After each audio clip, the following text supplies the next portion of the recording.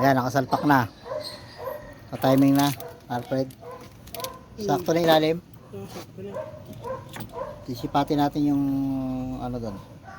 Bakit? Ayan yung timing niya ng Montero. Ayan, tapat. Ayan, nakauno. Sa taas. Ayan, meron ding marker yun. Magkatapat na dalawa yung nandito. Yung dalawang tuldok na yun sa loob.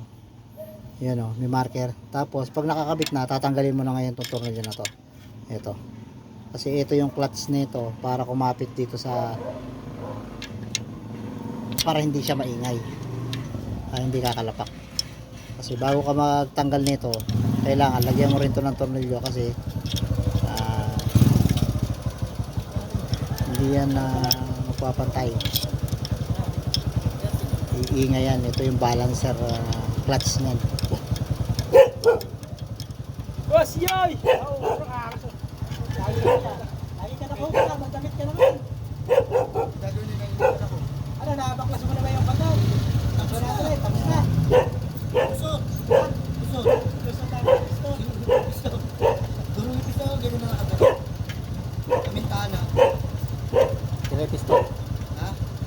Yung ano? Yung X1. Ayan, okay na, tanggal na. Okay na yan. Sabi, tanggal na yung lakton. Huwag kakalimutan bago magkalas. Lalagyan to. Lager yan.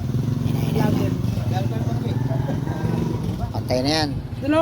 Aandar na to maya maya. Okay. Pagkatapos ngayong maikabit yung timing belt at saka yung dito yung sa clutch, natanggal na rin yung tornilyo na lock. Bubunutin na ngayon yung yan, yung pin. Yung pin ng hydraulic adjuster na yan. Yan. Para tumulak yung roller niya sa paghigpit ng tensioner. Yan.